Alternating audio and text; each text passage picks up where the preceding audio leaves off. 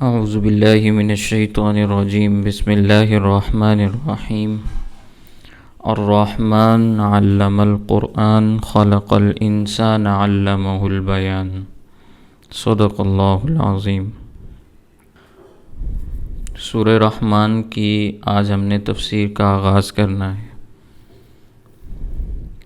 الرحمن، رحمان وہ ذات ہے علم القرآن جس نے قرآن کی تعلیم دی، خلق الانسان جس نے انسان کو پیدا کیا، علمہ البیان اور اس کو بولنا سکھایا۔ الشمس سورج، والقمر اور چاند، بحسبان ایک حساب سے چل رہے ہیں، والنجم ستارے، والشجر اور درخت، یسجدان سجدہ کرتے ہیں، والسماء رفعہا اور اللہ کی ذات نے آسمان کو بلند کیا، ووضع المیزان اور اس نے ترازو کو رکھا، اللہ تطغوا اس لیے کہ زیادتی نہ ہو، فی المیزان تولنے میں، وَأَقِیمُوا الْوَزْنَ قائم کیا ترازو کو، بالقسط انصاف کے ساتھ، وَلَا تُخْسِرُوا الْمِیزَان اور نہیں کمی کی تولنے میں، وَالْأَرْضَ وَضَعَهَا اور اس نے زمین کو رکھا، لِلْأَنَامِ مخلوق کے لیے، فِیہا فَاکِہَةٌ اس میں پھل رکھے، والنخل اور کھجوریں، ذات الاکمام غلاف چڑھی ہوئی، والحب اور دانے، ذو العصف بھوسے والے، والریحان اور خوشبودار پودے۔ فبأي آلاء ربكما تكذبان تو تم اپنے رب کی کون کون سی نعمت کو جھٹلاؤ گے۔ خلق الانسان اس نے انسان کو پیدا کیا، من صلصال بجنے والی مٹی سے، کالفخار جیسے ٹھکری ہوا کرتی ہے، وخلق الجان اور اس نے پیدا کیا جنات کو، من مارج من نار آگ کے شعلے سے، فبأي آلاء ربكما تكذبان تو تم دونوں یعنی انسان اور جنات، کما اپنے رب کی کون کون سی نعمتوں کو جھٹلاؤ گے۔ رب المشرقین وہ دونوں مشرقوں کا رب ہے، ورب المغربین اور وہ دونوں مغربوں کا رب ہے، فبأي آلاء ربكما تكذبان تو تم اپنے رب کی کون کون سی نعمت کو جھٹلاؤ گے۔ مرج البحرین چلائے اس نے دو دریا، یلتقیان جو آپس میں مل کر چلتے ہیں، بینہما برزخ ان دونوں کے درمیان پردہ ہے، لا یبغیان وہ ایک دوسرے پر زیادتی نہیں کرتے، تجاوز نہیں کرتے۔ فبأي آلاء ربكما تكذبان تو تم اپنے رب کی کون کون سی نعمتوں کو جھٹلاؤ گے۔ یخرج منہما نکلتے ہیں ان دونوں دریاؤں سے، اللؤلؤ والمرجان موتی اور ہیرے جواہرات۔ فبأي آلاء ربكما تكذبان تو تم اپنے رب کی کون کون سی نعمت کو جھٹلاؤ گے۔ وَلَهُ اور اسی کے لیے ہے، الجوار کشتیاں، المنشآت جو چلتی ہیں، فی البحر سمندر میں، کالاعلام پہاڑوں کی طرح۔ فبأي آلاء ربكما تكذبان تو تم اپنے رب کی کون کون سی کس کس نعمت کو جھٹلاؤ گے۔ اللہ تعالیٰ اس صورت میں فرما رہے ہیں الرحمن علم القرآن، رحمان نے قرآن کی تعلیم دی۔ پہلے آپ صلی اللہ علیہ وسلم کو تعلیم دی اللہ تعالیٰ نے، پھر نبی کریم صلی اللہ علیہ وسلم نے تعلیم دی صحابہ کرام کو، پھر صحابہ کرام نے تعلیم دی تابعین کو، اور پھر تبع تابعین نے تعلیم دی اگلی آنے والی نسل کو، اور یہ قرآن کریم کی تعلیم کا سلسلہ آج تک چلتا چلا آ رہا ہے اور انشاءاللہ قیامت تک چلتا رہے گا۔ تو قرآن کریم بہت بڑی نعمت اور بہت بڑی دولت ہے۔ بخاری اور مسلم کی احادیث موجود ہیں، آپ نے پڑھی بھی ہیں، خیرکم من تعلم القرآن وعلمہ، تم میں سے بہترین آدمی وہ ہے جو قرآن کریم سیکھتا بھی ہے اور پھر آگے سکھاتا بھی ہے۔ تو قرآن کریم پڑھنے والے، پڑھانے والے، سیکھنے والے، سکھانے والے، قرآن کریم کے الفاظ پہ محنت کرنے والے، یا قرآن کریم کے معانی اور مفاہیم کو سمجھنے اور سمجھانے والے، انہیں اللہ کا شکر ادا کرنا چاہیے کہ اللہ تعالیٰ نے انہیں بہترین قسم کے تعلیم اور تعلم کے لیے قبول فرمایا ہے۔ یہ ایسی تعلیم ہے جس کا دنیا میں بھی نفع ہے اور مرنے کے بعد، آنکھ بند ہونے کے بعد تو نفع ہی نفع ہے، لیکن سمجھنے والے اس کو سمجھتے ہیں۔ جو اگلے جہان سے ناواقف ہیں یا انہیں اگلے جہاں کا کوئی غم نہیں، کوئی فکر نہیں، انہیں یہ قرآن کریم کی تعلیم عجیب لگتی ہے۔ ان کے ہاں دنیا کی قدر و قیمت زیادہ ہے، دنیا کے مال اور اسباب کی قدر و قیمت زیادہ ہے۔ قرآن کریم کی الفاظ کی محنت، قرآن کریم کے معنی اور مفاہیم کی محنت ان کے نزدیک کوئی معنی نہیں رکھتی۔ تو اللہ تعالیٰ فرماتے ہیں رحمان نے تعلیم دی قرآن کی، خلق الانسان، اسی رحمان نے انسان کو پیدا کیا، علمہ البیان، بولنا بھی اسی نے سکھایا۔ جانور اور بھی بہت سارے ہیں، انسان بھی جانوروں کی قبیل سے تعلق رکھتا ہے، اسے حیوان کہا جاتا ہے، لیکن حیوانوں میں یہ حیوان ناطق ہے، حیوانوں میں حیوان ناطق ہے، بولنے والا حیوان ہے۔ تو جانوروں کی قبیل سے ہمارا بھی تعلق ہے، لیکن بہت سارے جانور ایسے بھی ہیں جو بول نہیں سکتے۔ طوطے کے اوپر آپ بڑی محنت کر لیں گے، دو چار الفاظ وہ رٹا مار لے گا، لیکن اس کے علاوہ وہ نہیں بول سکتا۔ باقی جانوروں کو بھی اللہ تعالیٰ نے بڑی لمبی لمبی زبانیں دیں، لیکن انسان کی طرح بولنے کی صلاحیت، بولنے کی طاقت ان میں موجود نہیں۔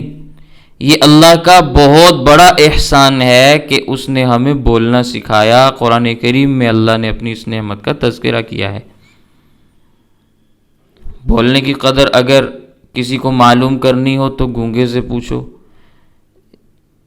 جو اشاروں کے ذریعے بات کو سمجھاتے ہیں، بول نہیں سکتے، اور کبھی بات وہ کچھ سمجھا رہے ہوتے ہیں، سمجھنے والا کچھ سمجھ رہا ہوتا ہے، تو پریشانی ہوتی ہے کہ نہیں ہوتی؟ بھئی یہ کیا کہنا چاہ رہا ہے، ہمیں نہیں سمجھ آ رہی، بول سکتا نہیں بیچارہ، کیا کریں اس کو، کیسے سمجھیں؟ تو فرمائے رحمان نے سکھایا ہے انسان کو بولنا۔ الشمس والقمر بحسبان، سورج اور چاند ایک حساب سے چل رہے ہیں، ان کی جو رفتار اللہ تعالیٰ نے مقرر فرمائی ہے، مجال ہے کہ اس میں کمی بیشی ہو سکے، اپنے حساب سے وہ چلتے چلے جا رہے ہیں۔ والنجم، نجم کا معنی ستارہ بھی کیا جاتا ہے، اور نجم کا معنی پودے بھی کیا جاتا ہے، جو زمین میں ہوتے ہیں، جن کے تنے نہیں ہوتے، بغیر تنے کے جو پودے ہوتے ہیں ان کو بھی نجم کہا جاتا ہے، کیونکہ آگے وہ شجر بھی آ رہا ہے، اس لیے دونوں الفاظ یہاں پہ، دونوں معنی یہاں پہ مراد لیے جا سکتے ہیں۔ والنجم، ستارے یا بغیر تنوں کے پودے، والشجر، اور درخت یعنی تنوں والے درخت، یسجدان، سجدہ کرتے ہیں۔ یہ چیزیں جس طریقے سے سجدہ کرتی ہیں یا اللہ تعالیٰ کی حمد و ثنا کرتی ہیں، اس کو اللہ ہی جانتے ہیں، یا یہ خود یہ چیزیں جانتی ہیں کہ وہ اللہ کی تعریف اور حمد اور ثنا کیسے بیان کرتی ہیں؟ ان کا ایک اپنا طرز عمل ہے۔ مثال کے طور پر سورج کو جب صبح طلوع ہوتے ہوئے دیکھا جاتا ہے تو آپ دیکھتے ہیں جب سورج طلوع ہو رہا ہوتا ہے تو چیزوں کا سایہ لمبا ہوتا ہے، پھر جوں جوں سورج اوپر چڑھتا جاتا ہے اس کا سایہ کم ہوتا جاتا ہے۔ یہ چیزوں کے سجدہ کرنے کا انداز اور طریقہ ہے، جس کو مفسرین نے اپنی کتابوں میں بیان کیا کہ کائنات کی ہر مخلوق سورج کے طلوع ہونے کے ساتھ ہی اللہ کی سجدے کے اندر مشغول ہو جاتی ہے، گر جاتی ہے۔ تو یہ سایوں کا لمبا ہونا اور سایوں کا چھوٹا ہونا یہ تعبیر ہے اس بات سے کہ سورج کے چڑھتے ہی چیزیں سجدے میں گر جاتی ہیں، اور جیسے جیسے سورج بلند ہوتا جاتا ہے ان کا سجدہ واپس پلٹنے شروع ہو جاتے ہیں۔ تو انسان بھی سجدہ کرتے ہیں، ستارے بھی سجدہ کرتے ہیں، پودے بھی سجدہ کرتے ہیں، درخت بھی سجدہ کرتے ہیں، لیکن انسان اور جن مکلف ہیں سجدہ کرنے کے، باقی کائنات کی کوئی مخلوق مکلف نہیں ہے، یعنی اس کو حکم نہیں دیا گیا سجدہ کرنے کا، لیکن پھر بھی وہ اللہ تعالیٰ کی اطاعت اور فرما برداری بجا لاتے ہوئے سجدہ کرتے ہیں۔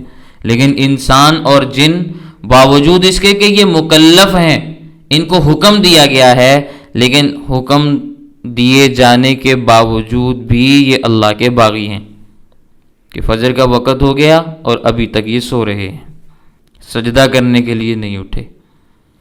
وَالسَّمَاءَ رَفَعَهَا، اور آسمان کو اللہ نے بلند کیا، وَوَضَعَ الْمِيزَانَ، ترازو بھی اسی نے رکھا۔ اکثر مفسرین کرام تو ترازو سے یہی معنی مراد لیتے ہیں جو عام طور پر ہمارے ہاں ترازو مراد لیا جاتا ہے، جسے ہم چیزیں تولتے ہیں، لیکن امام رازی رحمہ اللہ تفسیر کبیر میں بات بیان فرماتے ہیں کہ میزان سے مراد ہے عقل، کہ عقل کے ذریعے کھوٹی اور کھری چیزوں میں انسان تمیز کر سکتا ہے۔ تو اللہ نے یہاں یہ بات فرمائی ہے وَوَضَعَ الْمِيزَانَ، اللہ نے تمہیں عقل عطا فرمائی ہے، اس عقل کے ذریعے تم حق و باطل میں تمیز کر سکتے ہو۔ تو میں یہ عرض کر رہا تھا کہ یہاں دنیا میں لوگ اموال کو ایسے ہڑپ کرتے ہیں جیسے کچھ ظلم کیا ہی نہیں، کوئی زیادتی کی ہی نہیں۔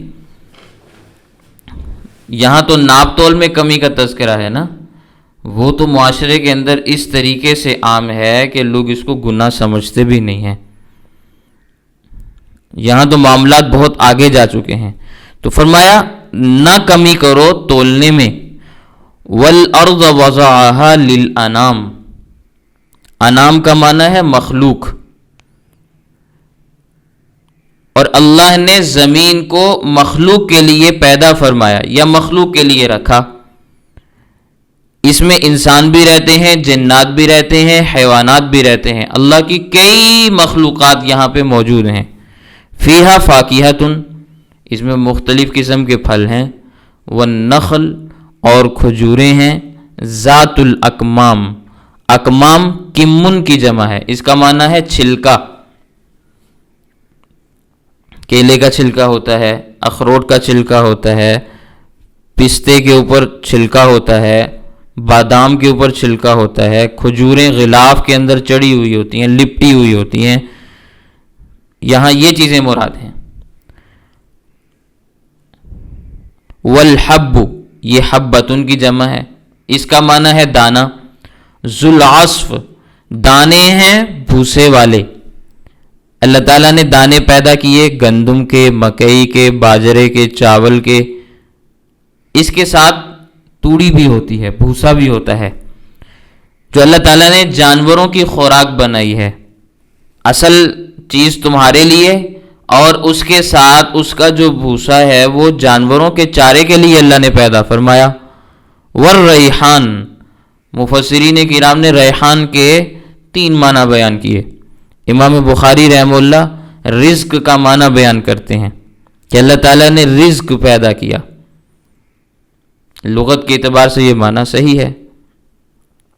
ریحان کا ایک معنی پتے بھی بیان کیا جاتا ہے کہ جو درختوں کے پتے ہوتے ہیں جانوروں کی خوراک بنتے ہیں، انسان بھی ان سے فائدہ اٹھاتے ہیں، تو ریحان کا ایک معنی ہے پتے، اور ریحان کا ایک معنی ہے خوشبودار چیزیں، جیسے یہ نیازبو، یہ پھول ہے لیکن خوشبودار ہے، اس کی خوشبو سے بھی لوگ فائدہ اٹھاتے ہیں اور اس کو مختلف انداز میں لوگ استعمال بھی کرتے ہیں۔ تو یہ ساری کی ساری چیزیں اللہ تعالیٰ نے پیدا فرمائی۔ فَبِأَيِّ آلَاءِ رَبِّكُمَا تُكَذِّبَانِ، تو تم اپنے رب کی کس کس نعمت کو جھٹلاؤ گے۔ یہاں مراد انسان اور جنات ہیں جن کا تذکرہ آگے آ رہا ہے۔ یہ جملہ اس صورت کے اندر تقریباً 31 مرتبہ آیا ہے۔ فَبِأَيِّ آلَاءِ رَبِّكُمَا تُكَذِّبَانِ، یہ اصل میں مخاطب اس میں انسان اور جنات ہیں، کما کی ضمیر یہ بات بتلا رہی۔ نبی کریم صلی اللہ علیہ وسلم نے جب یہ آیت کریمہ پڑھی تو صحابہ کرام نے خاموشی کے ساتھ سنی۔ نبی کریم صلی اللہ علیہ وسلم کچھ دیر خاموش رہنے کے بعد پھر صحابہ کرام کی طرف متوجہ ہوئے اور فرمایا، جب میں نے جنات کے سامنے یہ صورت پڑھی تو جنات نے جواب میں یہ الفاظ کہے، لا بشیء من نعمتک ربنا نکذب ولک الحمد، اے ہمارے پروردگار ہم آپ کی کسی نعمت کو نہیں جھٹلاتے، تعریف آپ ہی کے لیے ہے۔ تو یہ جنات نے الفاظ کہے اس آیت کے جواب میں، فَبِأَيِّ آلَاءِ رَبِّكُمَا تُكَذِّبَانِ، کہ اللہ ہم تعریف بھی آپ کی کرتے ہیں اور آپ کی کسی نعمت کو ہم جھٹلاتے بھی نہیں ہیں۔ تو انسانوں کو بھی ایسے ہی کہنا چاہیے کہ اللہ ہم آپ کی کسی نعمت کا انکار نہیں کرتے، کسی نعمت کی تکذیب نہیں کرتے، اور ساری تعریفیں آپ ہی کے لیے۔ ایک موقع پہ جنات نبی کریم صلی اللہ علیہ وسلم کے پاس آئے، کہنے لگے حضرت ہم نے کافی تعداد میں جنات کو جمع کیا ہے، اکٹھا کیا ہے، آپ آ کر ان کو دعوت دے دیں، تبلیغ کر دیں۔ یہ دعوت دینے والے مومن جن تھے۔ نبی کریم صلی اللہ علیہ وسلم تشریف لے گئے، آپ صلی اللہ علیہ وسلم کے ساتھ حضرت عبداللہ بن مسعود رضی اللہ تعالیٰ عنہ۔ تو جب جنات کی جلسہ گاہ کے قریب پہنچے تو بعض جنات نے آپ صلی اللہ علیہ وسلم کے کان میں آ کر یہ کہا کہ حضرت اکیلے تشریف لائیں، کسی کو ساتھ نہ لائیں، ہماری شکلیں علیحدہ ہیں، ہمارے لباس الگ انداز کے ہیں، ہمارا طرز زندگی الگ انداز کا ہے۔ ترمذی میں روایت ہے کہ آپ صلی اللہ علیہ وسلم نے حضرت عبداللہ بن مسعود رضی اللہ تعالیٰ عنہ کے گرد ایک دائرہ کھینچا اور فرمایا تم نے اس کے اندر رہنا ہے جب تک میں واپس نہ ہوں، اس سے قدم باہر نہ نکالنا۔ تو حضرت عبداللہ بن مسعود رضی اللہ تعالیٰ عنہ فرماتے ہیں کہ وہ اندر نہیں آ سکتے تھے اس دائرے کے، اور میں اس دائرے سے باہر نہیں جا سکتا تھا، مگر عجیب و غریب ان کے نمونے تھے، عجیب و غریب ان کی شکلیں تھیں۔ تو آپ صلی اللہ علیہ وسلم نے ان کو تبلیغ فرمائی۔ نبی کریم صلی اللہ علیہ وسلم کی دعوت سے متاثر ہو کر بہت سارے جنات مسلمان ہوئے۔ آج بھی یادگار کے طور پر وہاں مسجد جن موجود ہے مکہ مکرمہ کے اندر۔ مختلف احادیث کے مطابق تقریباً 6 مرتبہ جنات کے اجتماعات ہوئے ہیں اور اللہ کے نبی صلی اللہ علیہ وسلم وہاں تشریف لے گئے۔ تو جب نبی کریم صلی اللہ علیہ وسلم نے یہ آیت پڑھی فَبِأَيِّ آلَاءِ رَبِّكُمَا تُكَذِّبَانِ، تو جنات نے آگے سے کیا جواب دیا کہ اے اللہ ہم آپ کی کسی نعمت کو نہیں جھٹلاتے، آپ کی کسی انداز میں ہم تکذیب نہیں کرتے، ساری نعمتیں ساری تعریفیں آپ ہی کے لیے ہیں۔ تو انسانوں کو بھی ایسے ہی کہنا چاہیے۔ پھر اللہ تعالیٰ نے فرمایا خلق الانسان من صلصال، اللہ نے انسان کو بجنے والی مٹی سے پیدا کیا، کالفخار، جیسے ٹھیکری ہوتی ہے۔ اللہ تعالیٰ نے اپنی قدرت کاملہ سے زمین کے چہرے سے مٹی کو جمع کیا، پھر اپنی قدرت کے ہاتھوں سے اس کو گوندا، پھر وہ خشک ہو گئی تو بجنے لگی، اس سے اللہ نے انسان کو وجود دیا۔ وخلق الجان، اور جنات کو اللہ نے پیدا کیا، من مارج من نار، آگ کے شعلوں سے۔ انسان خاکی ہے اور جنات ناری ہیں، انسان کو خاک سے وجود ملا، جنات کو نار سے آگ سے وجود ملا۔ فَبِأَيِّ آلَاءِ رَبِّكُمَا تُكَذِّبَانِ، تو تم اپنے رب کی کس کس نعمت کو جھٹلاؤ گے؟ رب المشرقین و رب المغربین، اللہ تعالیٰ دونوں مشرقوں کا رب ہے، دونوں مغربوں کا رب ہے۔ مشرقین یہاں پہ تذکرہ ہے، مشرقین دو مشرق، یہاں دو مشرق کون سے مراد ہیں؟ مشرق الصیف و مشرق الشتاء، ایک گرمیوں کا مشرق ہے اور ایک سردیوں کا مشرق ہے۔ آپ دیکھتے ہیں گرمیوں کے موسم میں سورج کے طلوع ہونے کا مقام الگ ہوتا ہے، وقت بھی الگ ہوتا ہے، مقام بھی الگ ہوتا ہے، اور سردیوں کے موسم میں سورج کے طلوع ہونے کا مقام اور اس کا زمان یعنی وقت وہ الگ ہوتا ہے۔ تو یہاں یہ دونوں مشرق مراد ہیں، گرمیوں اور سردیوں والا مشرق۔ اسی طرح مغربین سے مراد سردی اور گرمی کے موسم میں سورج کے غروب ہونے کا مقام ہے۔ گرمی کے موسم میں سورج الگ جگہ کے اوپر اور الگ وقت کے اوپر غروب ہوتا ہے، سردی کے موسم میں یہ دونوں چیزیں الگ ہوتی ہیں۔ تو مشرقین اور مغربین سے یہ دونوں چیزیں مراد ہیں۔ اور قرآن کریم میں ایک جگہ پہ آتا ہے رب المشارق، یہاں تو مشرقین تثنیہ ہے نا، دو مشرق، اور ایک جگہ پہ آتا ہے رب المشارق، وہ مشرقوں کا رب ہے، جمع ہے مشارق۔ تو اب یہ تو دو سے بھی زیادہ ہو گئے، اب اس کا کیا جواب ہوگا؟ پھر اس کا جواب یہ بنے گا کہ روزانہ سورج اپنے مقام سے ہٹ کر طلوع ہوتا ہے، ایک ہے مشرق الصیف اور ایک ہے مشرق الشتاء، ایک گرمیوں کے موسم میں سورج کے طلوع ہونے کا مقام ہے اور ایک سردیوں میں سورج کے طلوع ہونے کا مقام ہے۔ اب ایسا تو نہیں ہے سورج گرمیوں کے موسم میں روزانہ ایک ہی جگہ سے نکل رہا ہے اور جیسے ہی سردی کا موسم آیا، جنوری کا مہینہ شروع ہوا تو بالکل الگ جگہ سے نکلنا شروع ہو گیا، نہیں، بلکہ ترتیب کے ساتھ وہ روزانہ اپنا فاصلہ طے کرتے کرتے کرتے کرتے سردیوں کے مشرق تک پہنچ جاتا ہے۔ تو یہ جو روزانہ نئی جگہ سے اس کا طلوع ہے، یہ نیا مشرق ہے۔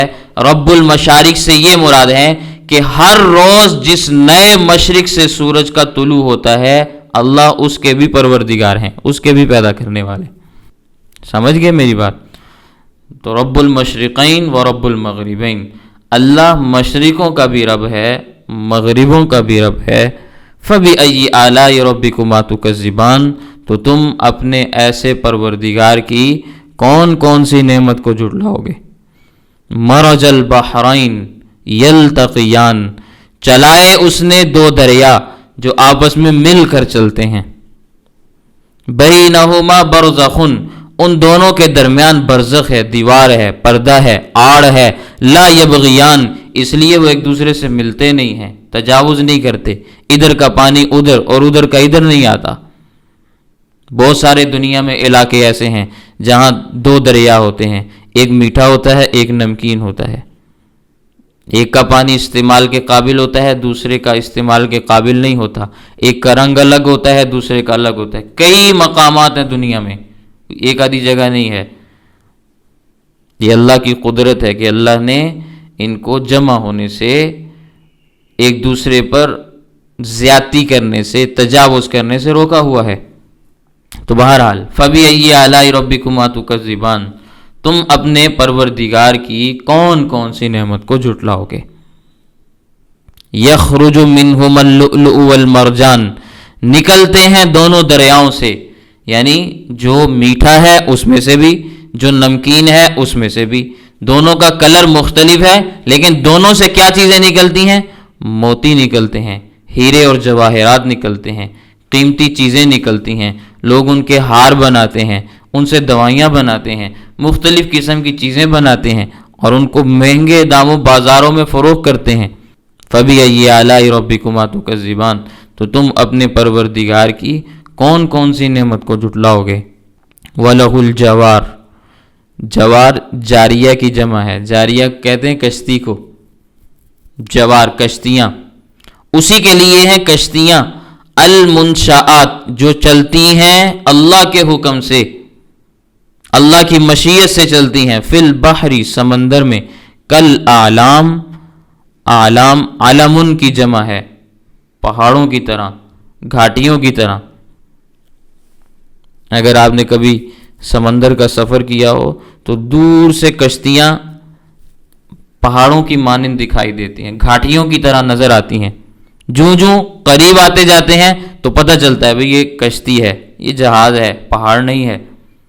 تو معنی یہاں پہ یوں ہوگا کہ اللہ تعالیٰ نے کشتیاں چلائیں سمندروں میں اپنی مشیت کے تحت، اور وہ کشتیاں ایسی ہیں سمندروں کی طرح، پہاڑوں کی طرح، گھاٹیوں کی طرح، بلند و بالا، اتنی وسیع و عریض بلند و بالا کشتیاں کہ آپ دیکھنے میں پہاڑ سمجھیں ان کو، لیکن اللہ اپنی مشیت کے تحت سمندر میں ان کو غرق نہیں ہونے دیتے، چلاتے ہیں۔ اللہ کی ایسی قدرت کو دیکھتے ہوئے فَبِأَيِّ آلَاءِ رَبِّكُمَا تُكَذِّبَانِ، تم اس پروردگار کی کون کون سی نعمت کو جھٹلاؤ گے۔ تو یہ سورہ رحمان ہے جس میں اللہ تعالیٰ نے جا بجا اپنی نعمتوں کا تذکرہ کیا ہے، اور پھر نعمتوں کا تذکرہ کر کے یہ سوال پوچھا ہے کہ کیا اس نعمت کو تم جھٹلا سکتے ہو، کیا اس نعمت کو تم جھٹلا سکتے ہو، یا دوسرے الفاظ میں آپ یہ کہہ سکتے ہیں کہ اپنی نعمتوں کو جتلا جتلا کر اللہ تعالیٰ یہ فرمانا چاہ رہے ہیں کیا میرے علاوہ کوئی اور ذات یہ کام کر سکتی ہے؟ پھر مجھے چھوڑ کر کسی اور کو معبود کیوں بناتے ہو؟ پھر مجھے چھوڑ کر کسی اور کے دروازے کے اوپر کیوں جاتے ہو؟ پھر مجھے چھوڑ کر کسی اور سے امداد کیوں مانگتے ہو؟ یہ اللہ تعالیٰ کا ایک طرز ہے قرآن کریم کی اس خاص صورت کے اندر کہ اللہ تعالیٰ جھنجھوڑ رہے ہیں، یاد دلا رہے ہیں، بتلا رہے ہیں، پوچھ رہے ہیں کہ یہ سارے کام کس نے کیے، یہ ساری چیزیں کس نے پیدا کی، یہ سارا نظام کس نے چلایا؟ جب اللہ نے چلایا ہے تو اللہ ہی اس بات کے لائق ہے کہ اس کی عبادت کی جائے، اللہ ہی اس بات کے لائق ہے کہ اس کی توحید کو تسلیم کیا جائے، اس کی انعامات کا تذکرہ کرتے ہوئے، اس کے احسانات کو تسلیم کرتے ہوئے اس کی عبادت کو بجا لایا جائے۔ اللہ ہی اس کے زیادہ مستحق ہیں، اس کے علاوہ اس کائنات میں کوئی اور ذات نہیں۔ تو یہ قرآن کریم کی آیات ہمیں یہی درس دے رہی ہیں، یہی سمجھا رہی ہیں، یہی بتلا رہی ہیں کہ اللہ کی توحید کے اوپر، اللہ کی ربوبیت کے اوپر اپنا یقین اور ایمان کامل رکھیں، درست رکھیں، ان نعمتوں کا استحضار رکھیں، اللہ تعالیٰ کے اوپر اپنے ایمان کو مزید مستحکم بنائیں تاکہ آپ کی عبادات محفوظ ہو سکیں۔ اللہ تعالیٰ ہمیں قرآن کریم کی آیات کو صحیح انداز میں سمجھنے کی توفیق عنایت فرمائے۔ وآخر دعوانا ان الحمد للہ رب العالمین۔